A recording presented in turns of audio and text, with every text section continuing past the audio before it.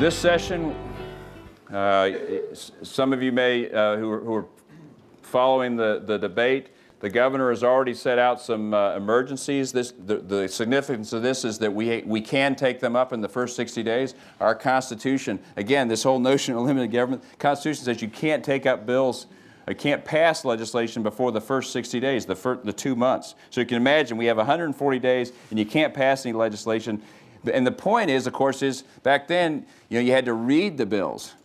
And you would have it read it once, first reading, second reading, third reading. And you want to make sure everyone heard, and you read slowly. And now, of course, we have digital content, and we can, a lot of staff, and we can read through these things. But the idea was, it was not designed to promote more laws. It's designed to limit government and laws, additional laws. And so, again, you got to understand that framework to be a better, I think, policymaker in our state.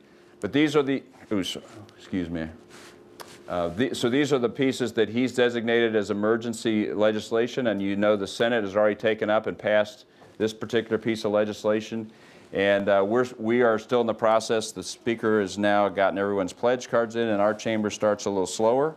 And so now, next week, it's highly likely that the Speaker will make his appointments, and he gets to appoint all the chairman and vice chairman. And most of the committees, some of the committee seats go to seniority. And so that's all happening in our chamber. You see some of these other pieces of legislation. Decennially, every 10 years, by Constitution, we have to do redistricting. So we redraw the lines and make sure that we have a population alignment for our 150 members in my chamber. That's the side farthest away from I-35. And then the Senate, I affectionately call the Supper Club of 31, respectfully. They have closer to Interstate 35 on the east side of the building. They will have over 800,000 per person, so they'll represent more people than our congressional delegation. So it's a very powerful positions there in the Senate. And then we will go from around 140,000 to, in our chamber, 168. It's pretty simple math. You divide 25 million people roughly by 150, or 31 over 25 million in the Senate, and you come up with those numbers. No state in the Union added 4 other than Texas. So we had 4 new congressional seats. It shows you how fast we've been growing. Added over 4 million people this decade. We will add 4. No state will add 3. Only 2 states, I believe, will add 2. Many states, a handful will add 1. Many will lose or stay flat. So you can see that Texas, while a lot of the tension is on our state because we've been growing so fast and our economy's been strong and we've been creating more jobs, moving more businesses, Fortune 1000 headquarters to states. So a lot of the focus on Texas is because of this surging growth, and there's people that theorize as to why everyone wants to come down here. The revenue shortfall, we have to write a budget. If we do nothing else, we have to write a budget. And in Texas, because of this narrow focus, we tend to get that done, unlike Washington, which has, it just sort of goes on and on and on.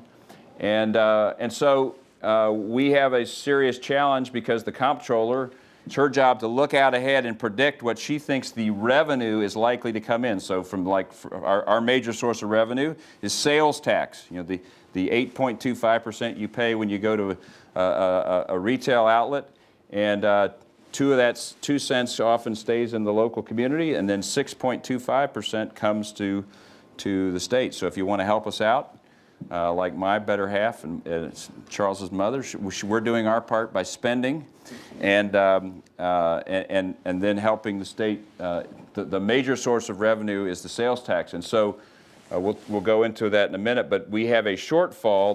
The comptroller says she sees less revenue coming in, and therefore, because we have a balanced budget requirement in our Constitution, we cannot budget to spend more than what she anticipates. Now, she'll give us an adjusted estimate in the spring, and usually they see more money, usually start off a little more conservative, and then they give the legislature money in the sense that their estimate rises a little bit, and that helps us ultimately put our budget together in terms of spending. And so these are some of the large issues before us. This is a little bit on why, a good question you all probably have is why do we have a shortfall? And so we've tried to lay out here some of the reasons. As I mentioned, sales taxes were off because of the national recession, the largest recession since the Great Depression, which you all lived through, has knocked down our sales tax. We have a structural deficit. We revised our franchise tax, our business tax, but it didn't bring in, and we also added a cigarette tax several years ago in 2006. And that plus another used car liar affidavit tax, it's a little bit complicated, but basically there is now a tax on when you buy a used car, and there used to be easy to get around that.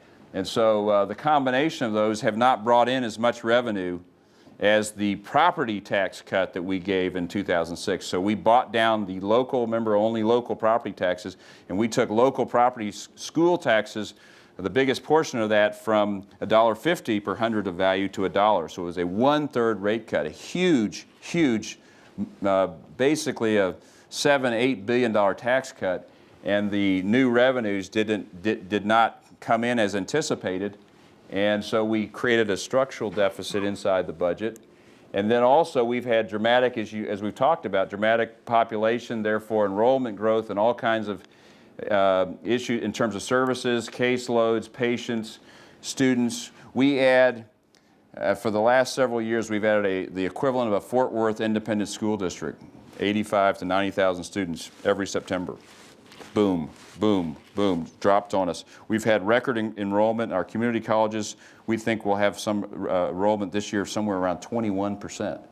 Overall enrollment in higher ed, taking the 4 years and community colleges, a high single-digit number, and in many cases double-digit numbers the last few years. So we've had a lot of, same thing for Medicaid. So you have all this growth, and therefore call for more services and greater costs at a time when we were losing revenue. You can see the impacts for the current budget cycle as we come to the close of our current budget cycle, which would be at the end of this August, with our 2-year budget that we wrote last session. We anticipate right now we're going to be about $4 billion short.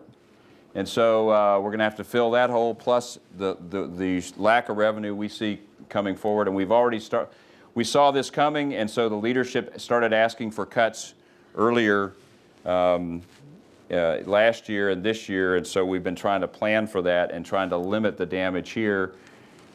We'll see, we have some solutions to the shortfall. And you can see that we're planning to spend less. This is the House budget just released, the first draft. And this is the Senate first draft that was released of their budget.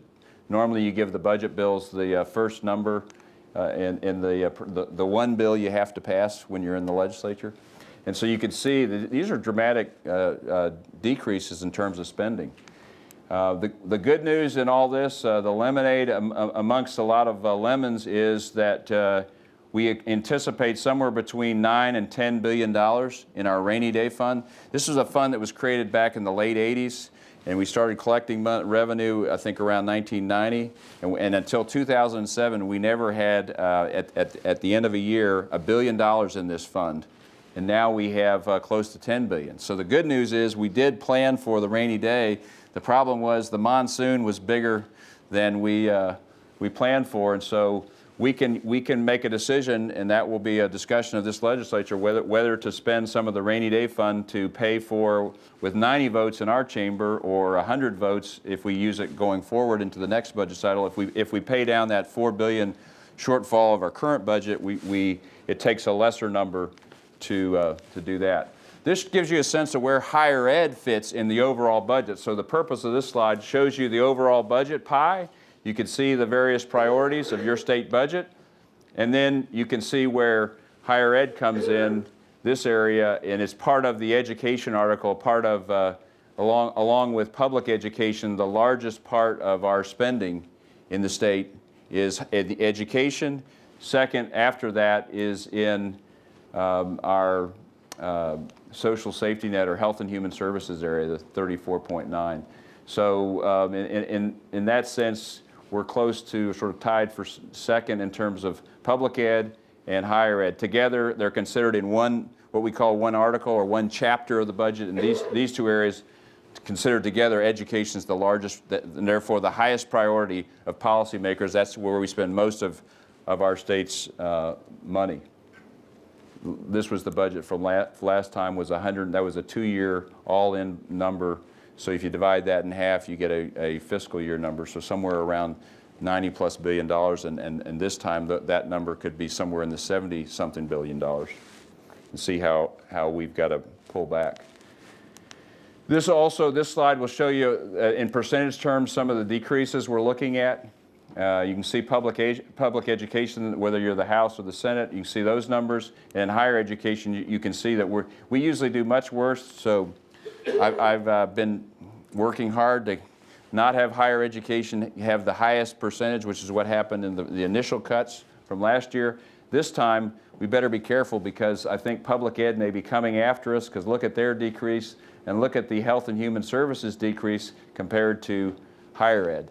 So, but this is just the beginning, so we can't claim victory yet. We got to be careful and watch how that plays out. This is you can see again, higher ed faring very well compared to other big portions of the budget. But again, it's still early, so don't want to be overly optimistic yet.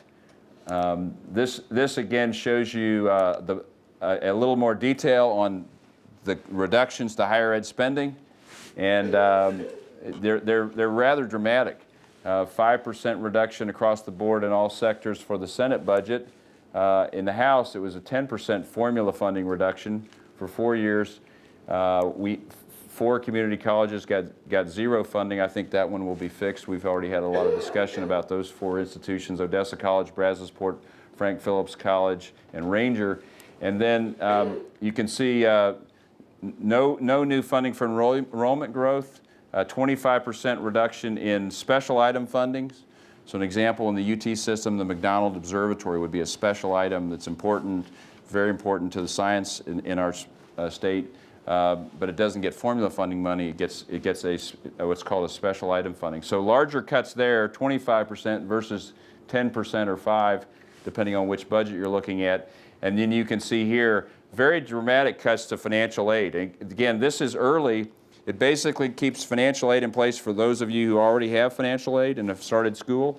But for people coming along behind you, the current draft budgets do not have any funding for financial aid. So you can see this is a dramatic budget, and I don't think it'll stay this way. What I hope is that we'll have additional revenue from different sources, and then we'll be able to put money into this. What also concerns me is that you could rearrange priorities and take money from formula funding or special items and then move it to this area. Then those areas would then drop, and you'd have the steeper cuts for the institutions.